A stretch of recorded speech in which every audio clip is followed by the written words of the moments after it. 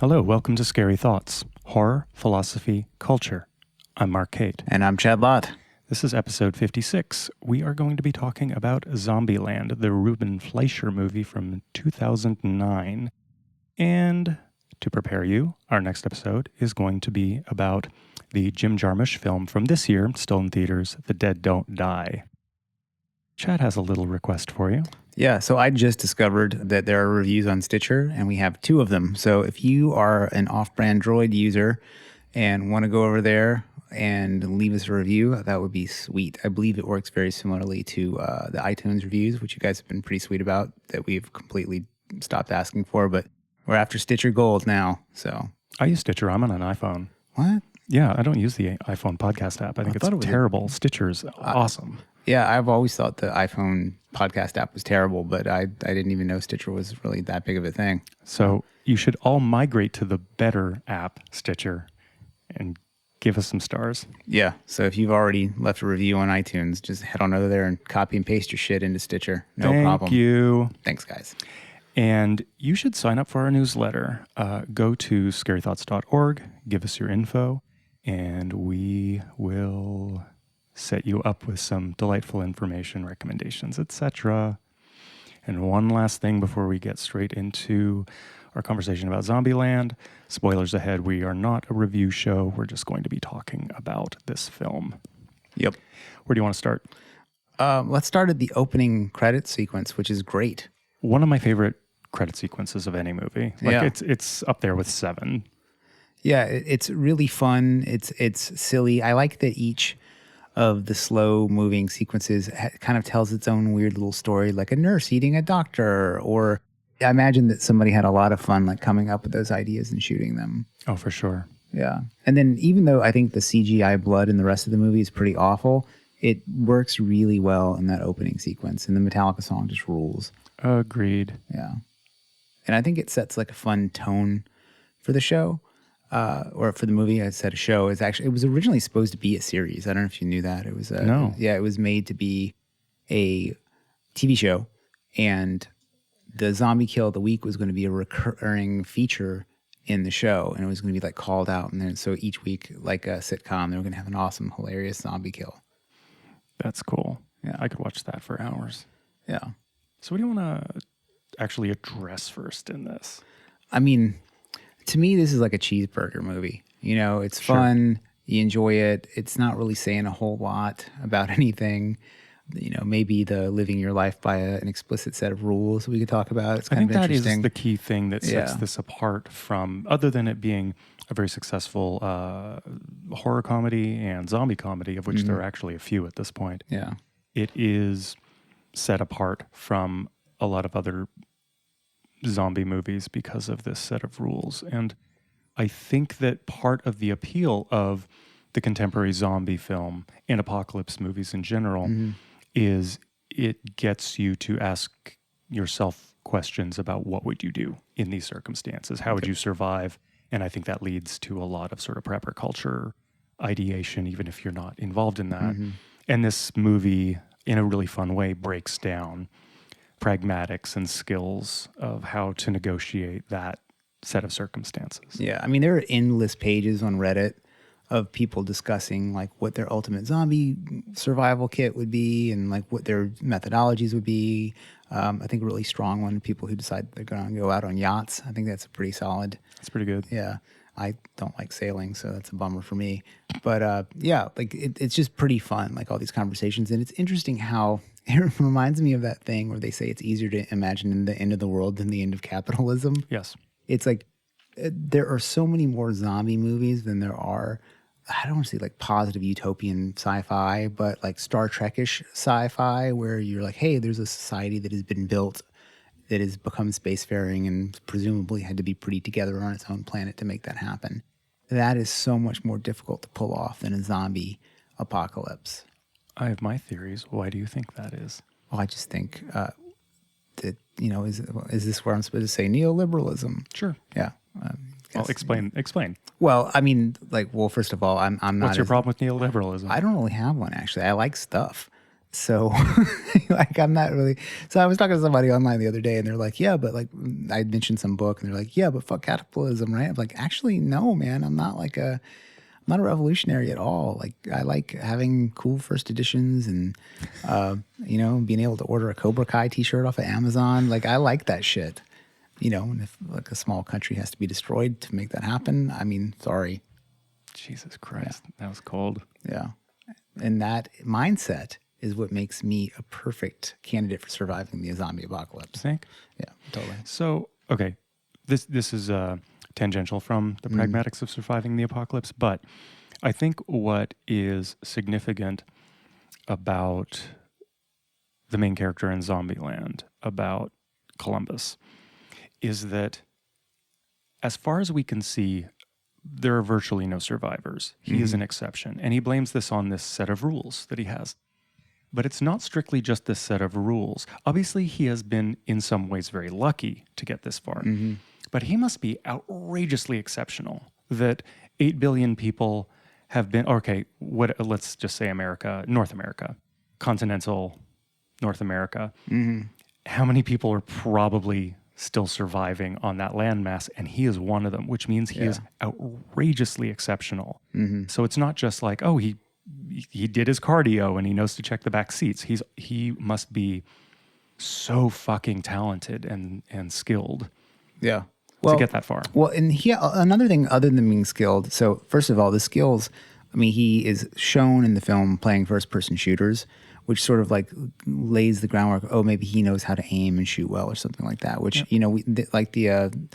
we have school shooters and mass shooters who have trained using first-person shooters, like the guy in Sweden or Denmark or wherever that shot up the island full of kids. Yeah. Like that dude alleges to have never really trained with weapons at all, got his hand on one, and he used Call of Duty to train his way through. So maybe sitting in your room with pizza and 7-Up and playing first-person shooters is a good preparation. But the other one is he has no connections with anybody, so he's not trying to save anybody. So he's very, like, personally focused in his own survival, and he's not trying to go find his mom. I mean, I guess he is trying to go to his family. But I mean, Wichita and Little Rock have the rule of don't trust anyone. And he kind of already clearly has that rule, maybe not as a rule, but just sort of as a disposition. Yeah. He's also exceptionally non-threatening, so I think that could be probably some sort of advantage for him. It's like he runs into like another raider. Because in zombies, there's the two threats. There's the zombie and then there's the other people.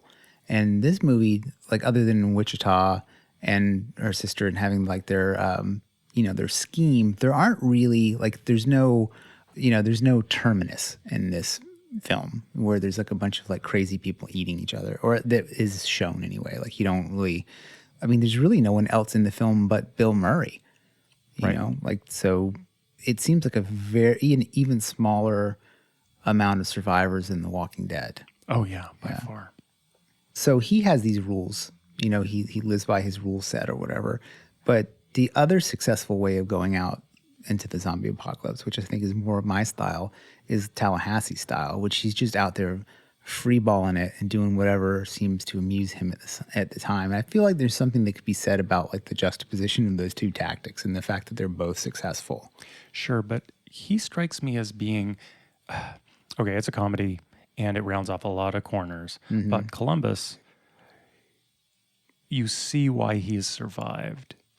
Whereas with Tallahassee, it's a little harder to buy that someone that's that reckless and frivolous.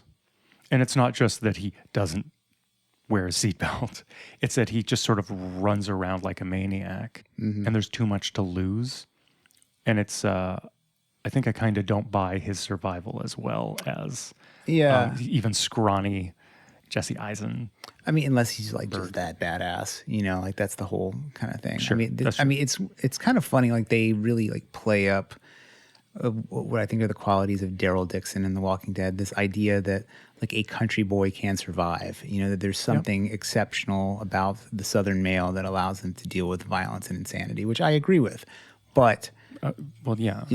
There's no illusions of the two of us who would survive a zombie apocalypse. Well, you never know, readily. though. I mean, like, but I also feel like, in a lot of ways, like, really resonate with Jesse Eisenberg's character because it's like, for example, I was playing Risk last night. My strategy is to set up on a border and let somebody crash into it and just use, like wait, kind of. I was thinking about like what my outfit in the zombie apocalypse would look like. I would dress like a fucking gimp.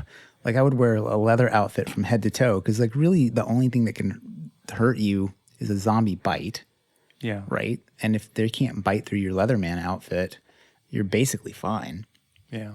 What's your zombie outfit look like? Oh, it's funny. I was really going to, at the very end, sort of like, okay, let's not be serious and just talk about our I feel like our this is zombie important. apocalypse strategies that we'd have.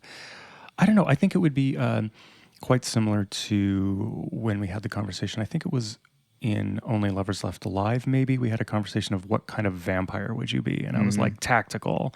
Like, how would you survive the zombie apocalypse? Tactical. Yeah.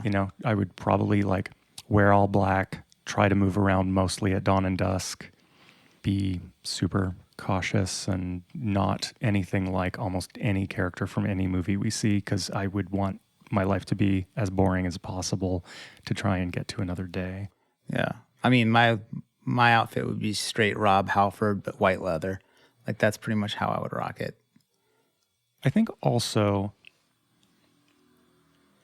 what I would want to do, let's say I was alone, no community. I think I would make it a priority to understand the zombies better. How well can they see, for example? So you're talking about, I would wear white. Like, well, can zombies see white really easily? Because if they can, that is a terrible idea. But if they can only detect movement, then it doesn't matter if you wear white or black. You just need to stay still. Yeah. So I think I would try to invest some time in exploring what their limitations are, what their speed is. Something that this movie did that I've never seen in any other movie is, when he is making a run for his car at the gas station and he drops his keys, and rather do the typical horror movie thing of like struggle with the keys and then get bit, he just does another lap, right? Yeah. I've never seen that in a zombie movie or TV show where if they're slow and you just, or slightly slower than you, all you have to do is run that way and then come back. Yeah. There's no reason to spend more than a moment in any given place because you can just lead any of them anywhere. Yeah. Does that make sense? Yeah. I always like, that's like, another thing that I thought I would was, also never use a toilet. Like, yeah, just shit in the middle of the parking lot. Who cares? who cares? Yeah, there's nobody around. Nobody, yeah. Yeah. So weird. Yeah, but that's what I think one of the big things that's just really stupid about this movie is that like all the stuff still works. Like there's electricity, and then the amount of Gasoline people, seems to be easy to come by. I mean, the amount of people that are dead, it seems like it would be weeks or months after, and all that shit is done after like a week. Right.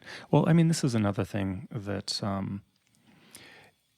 we have so many movies and TV shows exploring what a zombie apocalypse is like, and they all have their twist on it, but very few of them really, really dig into what it would really, really be like. Yeah. And part of what it would really be like is, imagine, again, I don't know the population of America. For all I know, it's 260 million. But that many corpses rotting. Yeah, it would be gross. And the cows, for example, all the cows in America don't suddenly become loose and free. No. They would all die. So then there's that rotting catastrophe sprinkled throughout the land. Like all of these, it's just sort of like just a landscape of horrors everywhere you go. And it's not just about these zombies coming for you and what are you going to do when you see one coming around the corner.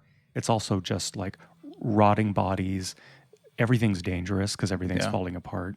Yeah. Well, the most terrifying thing, like the most actually terrifying thing in a zombie apocalypse is every single nuclear reactor goes Chernobyl. Totally. Which means that I remember reading this somewhere, but it's pretty much within like 8 months of them going offline and blowing up, the whole planet's dead. So like in a zombie apocalypse, there is no surviving the zombie apocalypse because there's just radiation everywhere, Right. which is gnarly. That's a sad story. It is a bummer. So there's no real zombie apocalypse because of nuclear energy. Thanks. Yeah. Thanks, Einstein. Dickhead. So Another thing about this movie that is unique is it's not the first zombie comedy, but it's a very noteworthy one. There aren't a lot of zom-coms, but it also is a romantic comedy, and it's almost more of a romantic comedy. I mean, it is certainly more of a romantic comedy than it is a horror movie. There's some graphic violence, but ultimately this movie is about Columbus hooking up with Wichita. Yeah, I mean, it follows the rom-com. Yep. Beats. There's attraction. Yep. Something happens. They're apart. He proves his worthiness. Then they get back together at the end. Totally. And I think that is part of that genre construction is because our protagonist is a man. I cannot imagine a zombie apocalypse movie where a woman is the protagonist and it's actually about her getting a man in the end.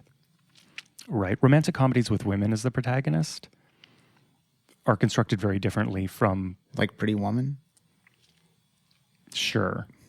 No, but whatever. Yes, but like, I mean, this also plays into my investment in horror movies as a thing, is that horror movies are the only genre where women are almost always the protagonists. Even rom-coms seem to mostly be men as protagonists, even though they're ostensibly for women. Is that true? I feel like I could think of a bunch of rom-coms where women are the most important character. A lot of them are men, though. Yeah, I don't know. I'm not. It's not exactly my jam, so I haven't really watched too many of them. Like usually, for me to watch a rom-com, actually, let's do offline. Let's do some metrics and come back to this, and maybe our listeners can help us out and see what they come up with. I would bet it's 50-50. Yeah, because it seems like they're made. Like, yeah, I don't even know. I have no idea. I'm totally at sea on this. But can you imagine this movie if a woman was the protagonist and actually it was about her getting a man in the end? Like, it's kind of hard to imagine. Like, that would be a rare sort of like thriller construction. Yeah, it would be really dependent on like the character, right? Like, what is she looking for in a dude? Like that would, and then what does that look like in the apocalypse? So like, for example, like if you had a very stereotypical, like I'm just looking for a husband so I can have a kid, that's not a thing anymore. Like the basic Starbucks pursuit is done. So you would probably have to have some sort of like hard charging, awesome plot. I mean, I don't even know. Well, also action movies with men as the protagonist, the man often gets the girl in the end, and that usually necessitates him saving her in some way, which is what happens.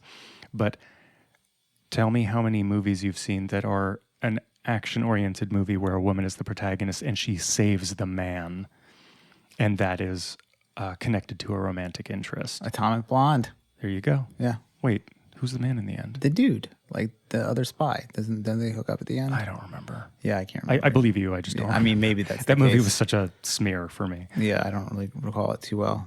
We're like really off of our knowledge base here, revealing all of our holes. Yeah, sorry, we don't know anything about rom-coms or whatever. But talking about stereotypes and general Hollywood construction of type and genre, something I am thankful for in this movie, or I'm relieved that it didn't fall into the trap of, is that even though this story is Manic Pixie Dream Girl adjacent, it definitely is not. What's her name? Wichita is definitely not a Manic Pixie Dream Girl. And she's also thankfully not the thriller analog to the Manic Pixie Dream Girl, which I don't think there's a word for. I don't think there's a common expression for, but the like sucker punch kick-ass, the 95-pound girl who can easily beat up a 250-pound Navy SEAL. Yeah, like Red Sparrow or Atomic Blonde. Exactly.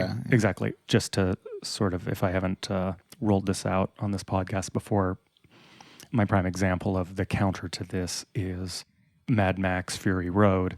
The amazing thing about Furiosa and makes her an amazing action hero is she's not that body kicking the shit out of bigger men. She is an amazing driver and an amazing shot, and that's how she survives. Mm-hmm. She doesn't have superpowers. She's just really good at what she could actually do as that skills. person. Like it's skills forward, yeah. Exactly. As opposed to imaginary skills that are impossible for that person. Mm-hmm. I mean, I know we live in an era of John Wick and anybody can do anything, but there seemed to be especially a moment like 10 years ago where there were all these movies where like little girls were able to defang large numbers of well-trained men. Yeah. And it was this sort of like female empowerment thing when it was actually kind of like a weird fantasy, as opposed to, again, Furiosa. Like, no, that's empowered. That's someone doing something that they can do and being fucking amazing at it. Yeah, I think like for me, it's like, these are movies, right? So it's goofy shit. Like John Wick is absolutely ridiculous. I mean, he is, but all those movies are great. But to complain about like a 95-pound girl not being able to beat up a Russian agent is sort of in the neighborhood of like being like, well, John Wick just killed 250 people, sure, like, and he just got scratched with a pen. Sure. I guess it's the difference for me. Did I just out-feminist you? No, never. No, I think the difference is how unrealistically extraordinary is someone, and if you've got someone like John Wick doesn't exist in a universe where no one on earth is as incredible a fighter as him at all. Like there are a lot of competent fighters against John Wick. Whereas in Kick-Ass, she's just surrealistically strong, right? Yeah. I also like when a character's skill set or powers is justified in the story in a way that makes sense to the world. Like I think Kick-Ass is a perfect example. Like they make an effort to talk about like her training or whatever, but she's still like a tiny little girl. Yeah. Like if there was like Kick-Ass and she'd gone like Hannah is a good example. Yeah. That movie where the girl has all the skills that her father has been teaching her since she's been young, and they feel very credible. And that movie, nobody watches that movie. I feel like that movie's great. Hannah's awesome. Yeah. The series is super solid. Yeah, I've never watched it, It's but worth I've heard it's decent. I mean, so's Kick-Ass. I mean, I love Kick-Ass. It's a super fun movie. Yeah. For me, it's just a trope that got tired really fast. Yeah. The biggest, I mean, spoiler alert for Kick-Ass, the thing that bugged me the most about that movie is the dude's power. It doesn't, like, just because you don't feel pain doesn't mean your shit's not going to be broken. Like, it's not like he's invulnerable. He just doesn't mind it as much. Right. There's a character in Infinite Jest that has that same problem, and he ends up, like, burnt up all the time. I think something else that's maybe unique to this movie is that it might be on a short list of zombie movies, at least American zombie movies, that is not political, not overtly political. Yeah, there's like in the nothing Romero tradition, and we'll get into this in The Dead Don't Die, zombie movies are inextricably linked to left-wing political posturing, almost always. Yeah. Unless you want to read horde-oriented zombie movies as being anti-immigration or something like that. But generally speaking, zombie movies are somehow about like overpopulation and consumerism and anti-military, and this one kind of doesn't do that. It's just a fun movie. So-called just fun. Yeah, you just kind of wish life was like that. The only even like right-leaning... Yeah, like I wish people would just hang out with Bill Murray and not talk about politics. That sounds amazing to me.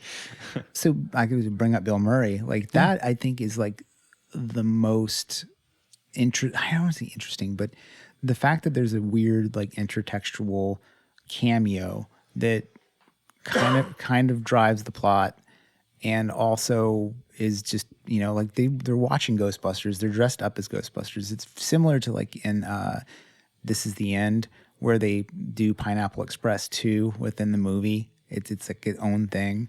It's interesting is Ghostbusters 2, and then like right after, all the Ghostbusters trouble. I feel like the Ghostbusters scenes in this movie are better than the Ghostbusters reboot as a whole. Oh, I don't know about that, maybe. Yeah. But it's got Bill Murray, man. It's way better than my natural. Oh, I want to address that in a second. But I am also thankful that this is a zombie comedy that isn't burdened by intertextuality.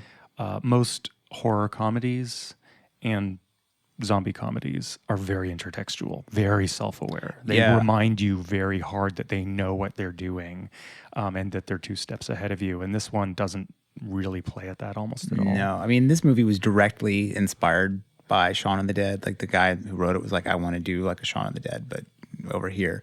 And Shaun of the Dead plays that game like crazy. Like there's not, I think, a single shot in the movie that isn't referencing something else. Right. And it's great. I mean, I think Shaun of the Dead is a much better film than this. Oh, I totally disagree. Really? By far. Whoa. Yeah, I think Zombieland's way better than Shaun of the Dead. Just the filmmaking quality of Shaun of the Dead, I think, is better. Just the way the camera moves and the editing is better. The music, the way the music's used. Okay, editing. Yeah, I can see what you're saying. I mean, I overall disagree, but editing, I'll totally agree with you. The thing about Bill Murray, though, is if there, I often focus in on what's the one anomalous thing that makes no sense in this movie, is even though Bill Murray being in this movie and everything makes so much sense and it's great and it's funny, when he's dying and he's clearly out of character and it goes on too long and it's awkward and they're like talking to him, but they're not really talking to someone who is dying. Yeah. Let alone Bill Murray who is dying. They're just sort of running lines. I think it's hilarious. It's not. I think it's not funny. I think that moment. Yeah. I think that moment for me, the movie comes to a screeching halt, and they should have done more takes. It's just really clunky. Yeah, there's actually a post-credit sequence that is the scene a little bit longer where they're like interacting, and I think it's from like Caddyshack or whatever he's quoting. I can't remember exactly, but the other thing that is kind of a sore thumb in that whole part of the film is Bill Murray has clearly figured out a way to deal with the zombie apocalypse. Like he's just walking around Hollywood doing fine. And so it's like, okay, well, what does that take? You just put on some makeup and you can wander around. Like, why wouldn't you just immediately adopt that tactic? It seems like if you just had your guns and dressed like a zombie and you could move around invisibly, that's your point earlier about like, what can they pull off? Like, it seems kind of a... Well, it's also a question of millions and millions of people are fleeing and there's chaos in the world and it's the apocalypse, but a bunch of people just break into his house and he doesn't notice. Yeah. He's he wouldn't have gotten, they wouldn't have never, either they could never get into his house or he would have noticed or he wouldn't have never have gotten that far if anybody could have just wandered into his house. And he certainly wouldn't have it doesn't make any sense at all to wander up pretending like you're a zombie with a bunch of armed people in a zombie apocalypse. It just seems like probably the worst idea possible. Yeah. But I mean, what do you do with like when you have Bill Murray in your movie, he's so like spotlit, what else do you do with him? I don't know. Right. I mean, that just strikes me as being like, you're in the Middle East and you're like, okay, I'm gonna dress up as an Islamic terrorist and run at my buddies.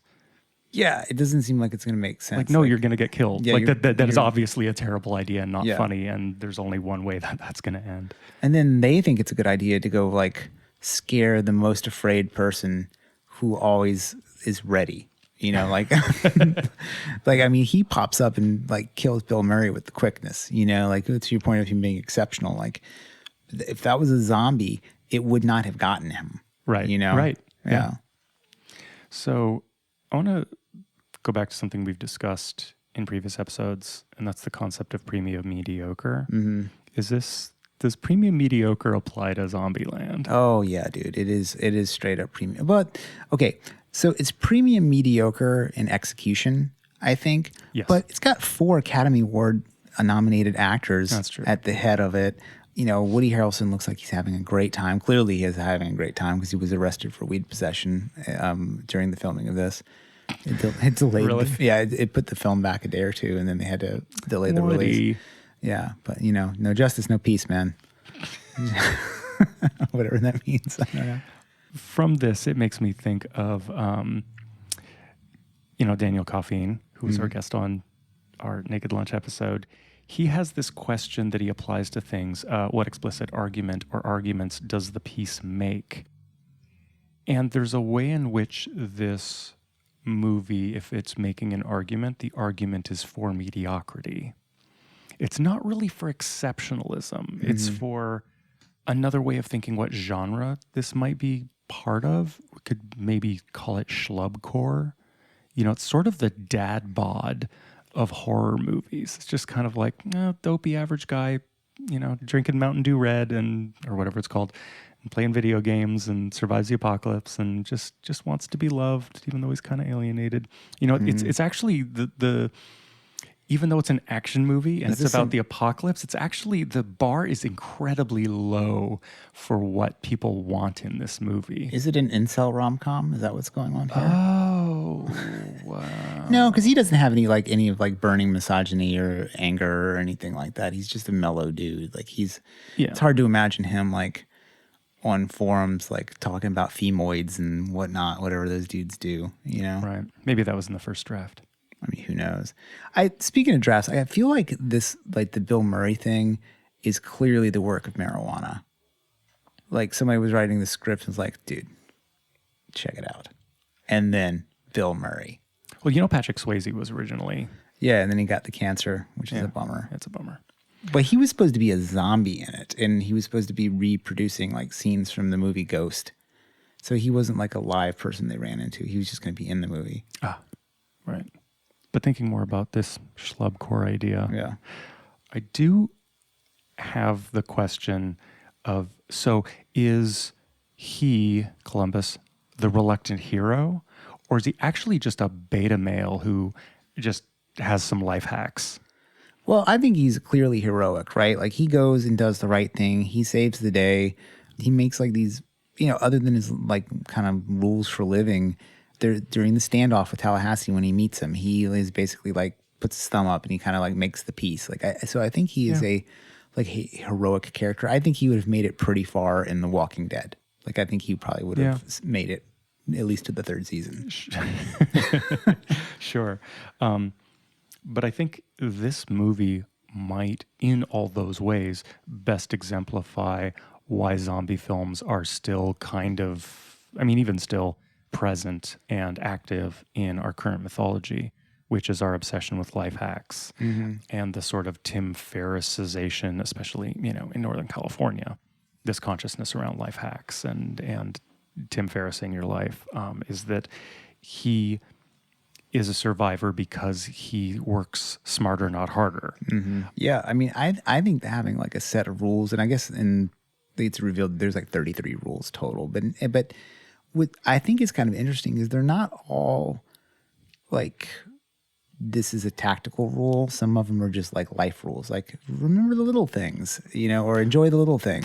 That's a survival rule, though. Yeah, I guess keeping your morale up. Yeah, but it's not of the same order of always wear your seatbelt, double tap, cardio. Those are all, I would say more offensive stuff. But I think what that points to me is that this dude has a more rounded lifestyle, and it's almost like he was waiting for the zombie apocalypse. I think earlier in the film he makes some comment about how it really wasn't much of a difference to him anyway. So he's already been living alone, shooting things and eating garbage. So it's pretty much that's his life now, before and after. Not much has changed for him, which I think is, if there's an existential comment about the movie, it's that some people's lives can be so mundane and so mediocre that it doesn't really matter if there's a zombie apocalypse. Right. I mean, I think that is parallel to our conversation about weird fiction, the sort of new weird fiction of The Ballad of Black Tom and Lovecraft Country, which is applying the fantastic horrors of H.P. Lovecraft and how they're completely different to, let's say, a bourgeois white person in the early 20th century versus black folks in the Jim Crow South. How are these two different types of people going to react to fantastic horror? Pretty different. Yeah. The way your life is constructed will completely dictate exactly how you confront horror. Yeah, one of my favorite parts of Lovecraft Country, and this isn't really a spoiler, is there's we'll call it a haunted house, and the character who would normally have been run out of the haunted house is basically I went through a lot of shit to be able to buy this house in this neighborhood, and you can go fuck yourself, ghost. Yep. I mean, and it's kind of, and they have kind of a truce, and and the ghost, or it's not a ghost. I'm just trying to be obscure a little bit, but the supernatural entity sort of recognizes that this is a person that they can coexist with. because they're both sort of downtrodden for different reasons. Like it's just, I mean, it's so smart, man. Like I cannot wait for that show to come out. I hope It's a book by Matt Ruff, totally worth reading. Yeah. Really great. I always like to think because horror, speaking of tropes and horror movies, I like to think about Final Girls and that whole concept and how does that work here? And like everybody in this movie survives to the end. Yes. And I remember, except for Bill Murray and 406, the girl across the hall, his first encounter with a zombie. But I remember in our Return of the Living Dead episode, I was like, everybody dies. That's pretty much what happens in all of these movies. Zombie movies, pretty much everybody dies. In this movie, kind of almost nobody dies, which is nobody. I mean, delightful. And honestly, I feel like after reading that book, the Disaster Diaries, that I think humans might survive better in a zombie apocalypse than the films make them out to be. Like, I completely agree. Absolutely. Yeah, like I think that people would figure it out, especially slow moving zombie sort of situation. I think people would just like. I mean, the one issue is like people who would get bit, pretend they weren't bit, or people like, what do you do when somebody dies? And it seems pretty like you would pretty quickly get to the point where you're like, grandma's dead, shoot her in the head. Like it would just be a thing that you did. I honestly, I brought this up on previous episodes, but I deeply believe that zombie movies where you witness the falling apart of civilization, there's always some sort of moment of the government, the grid has fallen, the government has fallen apart. I also don't believe that. I don't believe that, for example, the American military can actually be overrun. Like it's not going to be overrun by your New Freeland, I bear arms against my government people, and it's not going to be overrun by zombies. Like the strongest force of potential violence in the history of humanity is not going to be stopped by zombies. Yeah, I mean, I just think that like you could probably deal with it as a, especially in America when there's so many weapons laying around. That's kind of laying around. Yeah, I mean, for real, like you could probably, I bet even in this liberal hellhole neighborhood of yours, you could probably kick in 10 doors and find 3 guns at least, Not in this neighborhood. You don't think so? I don't know. Yeah. I mean, I guarantee that probably there's at least 1 gun in this building. I actually know that there is. So. See? I mean, and that's just numbers. I mean, like there's like 350 million Americans and there's something like, some stat I saw like 450 million firearms in America. Yeah, no doubt. They're just everywhere. Yeah. I mean, and that's one of the things too. And that's why we're all so safe. Yeah, safe from zombies anyway. One of the things that's kind of funny too is like, okay, his search for the Twinkie, right? It's kind of a plot point, but you're also like, he's like, oh, there's only a certain amount of time before there's no more Twinkies. It's like what is going on with that? I mean, like, does he just really like them, or does it mean something else to them? You almost imagine like it could be something he and his kid had together and liked, But you got to have something. I mean, it might be just like, what are you into? I'm into D&D. The whole world falls apart. What are you into? I'm just into finding Twinkies. Like, you got to do something. Could you imagine trying to convince people to play D&D with you in the zombie apocalypse? Like, you run into like this group of people and you're like, hey man, you ever play D&D? Yeah. Hey, do you have 10 unbroken hours ahead of you? They do play Monopoly. That's true. Yeah. Another thing about horror movies, we've talked about a lot when we watch a movie that is retro, that usually that's a way to not have to deal with technology. Yeah. If it's set in the 80s, there are no cell phones, there's no sort of internet, problems are harder to solve. And I think that's true of a lot of zombie movies as well. Yeah. Is that it solves a lot of problems when trying to construct peril scenes. Yeah. If someone can't have a cell phone and there's no infrastructure and there are no people. And to me, when it's retro, it strikes me as being a way of creating fantasy where you don't have to address contemporary problems. Mm-hmm. And even though ostensibly the apocalypse is a very concrete way of addressing potential contemporary problems, I think that zombie movies often are deeply not that way, because you can say you're dealing with the possible outcome of climate change or profit-driven medical system gone amok and then everybody gets the rage virus or whatever. But actually, it's just like being retro. If the world has fallen to rubble, you can make a movie where you don't actually have to really deal with things like racism. You don't have to deal with things like contemporary politics. You don't have to deal with Donald Trump if it's just a wasteland and an empty freeway, you know? Yeah, I think that's actually a better approach.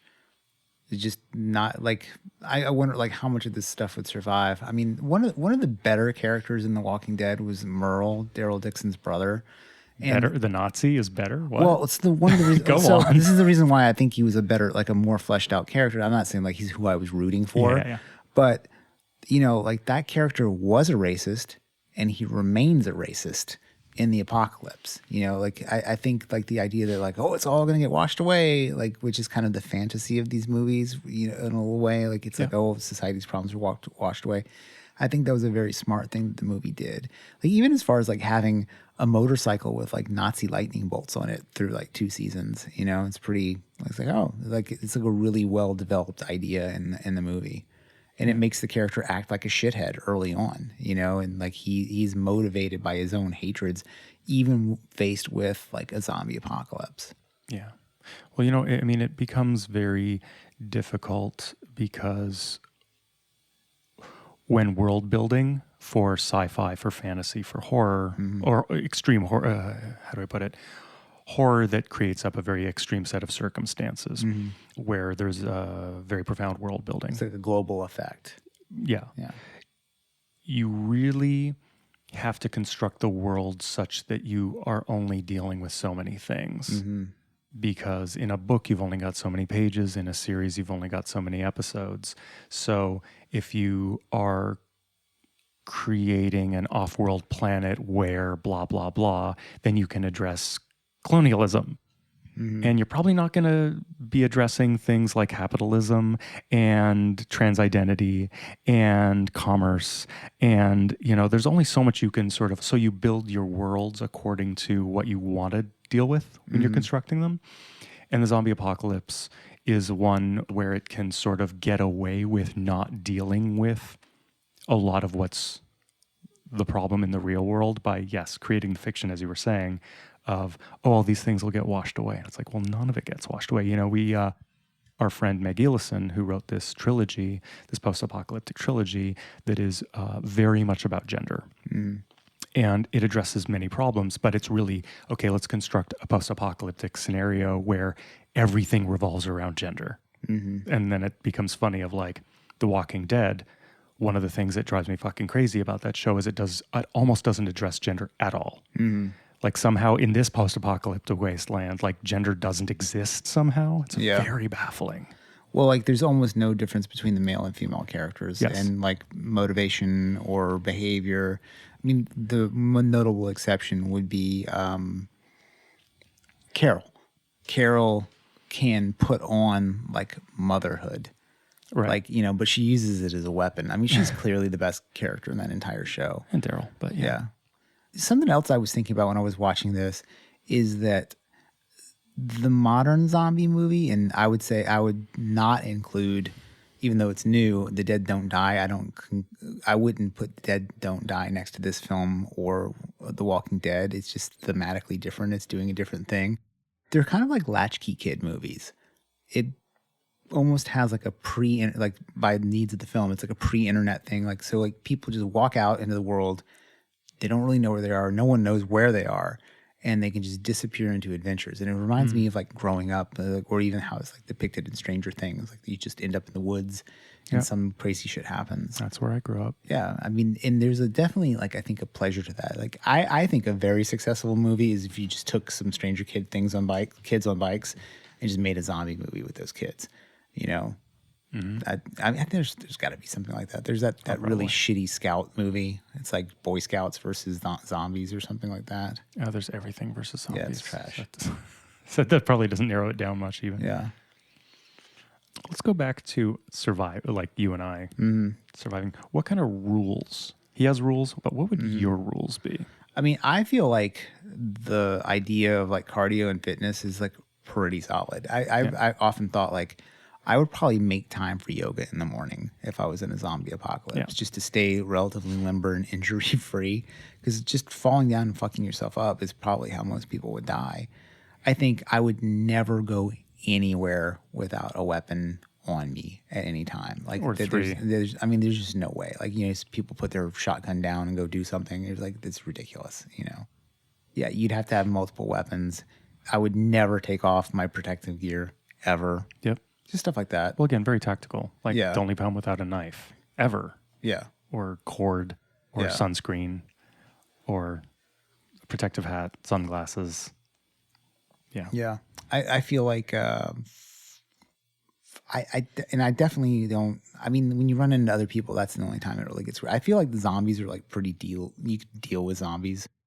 And I think avoid big cities, of course, although that's where resources are. So that's where you got the library and an REI and the library. What the fuck are you doing? You got to do something. Yeah, I guess so. Time enough at last. Yeah, I guess so. As an optometrist. Yeah. I would definitely be stocking up on contact lenses. Like anywhere I went, I would just be like kicking optometrists open. Yeah. What about you? What are your rules? Yeah. Stay near malls. Again, like devise schemes. Like actually, I think my priority would be to learn all the skills that I have none of, which is, I've spent most of my life learning very useless things or useless in a zombie apocalypse. I can't camp, can't shoot a gun. Don't know how to find food. Certainly don't know how to slaughter an animal. Don't know what a vegetable looks like if it was sticking out of the ground right in front of me. If it was just greens, I wouldn't know what was below it. So I think learn. I think accumulate knowledge. Actually, that's something I really appreciated about Meg Gilson's books. Is the characters are often very focused on like learning and sharing knowledge and trading libraries as a means of survival. One thing you brought up about get on a yacht, that is pretty good because you become hard to reach. Yep. But something that World War Z, the book, not the movie, points out is that a zombie, like a regular corpse, their stomachs would expand and bloat with gases, which means they float for a duration of time, which means the water is not protected from zombies. It's not like Zombie 2 where it would just sink to the bottom and have a fight with a shark. They would oftentimes be floating, and that means when you're on the water, you're not free of zombies. You can't just get away from them on water. But if you're on a yacht, like they're not climbing up the side of your boat. You can just float through them, no problem. Like they might try. I'm just saying it's better. But it's not, there are no zombies in the ocean. It's like, 8 billion people on Earth, if zombies float, there's not going to be no zombies on water. But I also think that like that was something I remember from World War Z is like, why would they be wandering into the water? Like there would be no cause for them to wander into the water. Waves wash them out. Who knows? I mean, yeah, whatever. Who knows why they do what they do? I feel like the best spot to kind of go would be like middle America, like maximum Walmarts, minimum population, like flyover state seems like the perfect spot, like highways connecting everything. A part of that would be that a lot of those small towns in America that have very high overdose rates currently, if the zombie apocalypse happened, there'd be just like rampant fentanyl overdoses. Yeah. Like everybody would just be like, fuck, I can't take this anymore. And so they would crush their own populations pretty quickly. Yeah. That's a bonus for us. If you had to pick one human that was the most likely to survive the apocalypse, who do you think it would be? Jason Momoa. Jason Momoa. Not me. I don't know. What? Are we talking about real life action real hero? life anybody. It could be anybody. Like, I guess you could say an action hero. Jocko Willink? Like somebody like that. Like, who do you think would be probably the most likely to survive? I don't know. I think this is thinking like this. I ask myself similar questions about, as we watch wealth inequality just continue to spiral exponentially.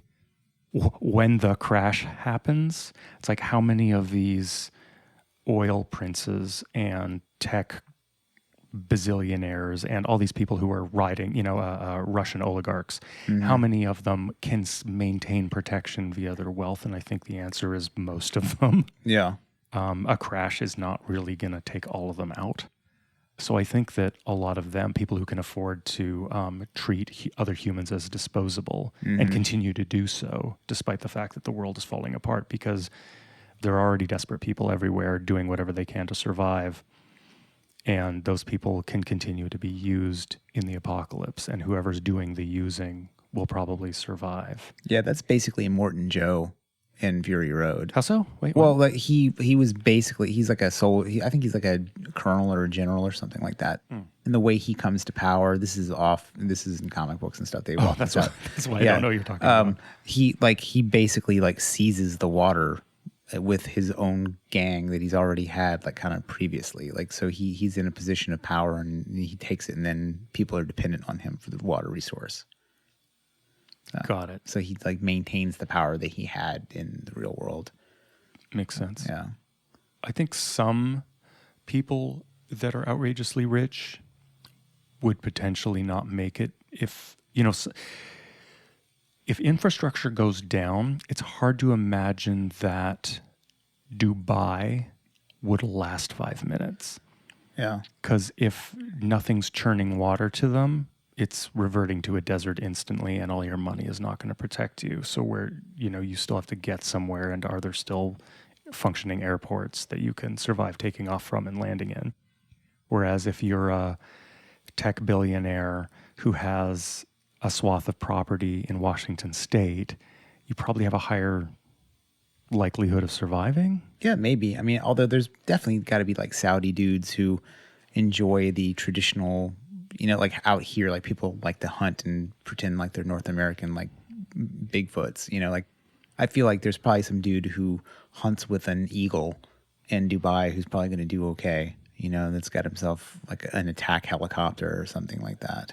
Yeah, but eventually you're going to run out of fuel for your helicopter, and I mean, maybe, which might happen quickly. I don't know how pumps work when there's no electricity. Yeah, I'm sure it's not good for an airport. Right. Man, I got nothing left for Zombieland. No? I'm completely exhausted on this topic. All right. Well, what have we learned? I mean, I guess follow your own rules, man. Pretty much it. But you already thought that. Yeah. I mean, that I thought I would say that, or that I just follow my own Both. rules? Let's go to mail.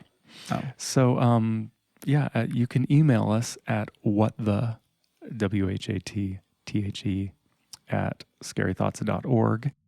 And we got a piece of email from our friend Cameron Marquez. And he says, "Hola, Mr. Kate.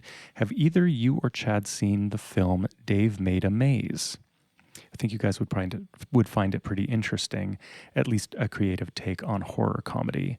Anywho, thanks for the great episodes. I love the discussion about burrows. I totally agree with the guest. The language is like candy spilled onto the Negro streets, and our eyes are the tentacles reaching out from bafflement to grasp them." Thanks. That's awesome. I've seen Dave Made a Maze. Have you? I have not. I don't even know what it is. Oh, I thought it was really fun. I really didn't like the end. I thought it got really trite towards the end.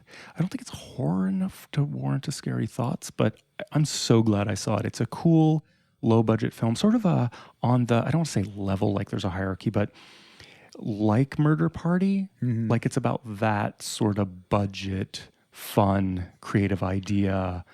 It's basically about this sort of aimless character who decides to build a cardboard fort in the middle of his living room, and somehow this fort becomes endless. Just like he descends into his own world, and it's almost like the TARDIS from Doctor Who or something. Sounds It just great. keeps going. It's really fun, Yeah. and the concept's really good. It just I wish it ended better, but yeah. Thanks for that. Anything else before we go? I got nothing. All right. Let's fade to black and roll the credits. Join the mailing list at scarythoughts.org. Leave us a review on Stitcher. And we will see you next time for The Dead Don't Die from 2019. Thanks for listening. Later.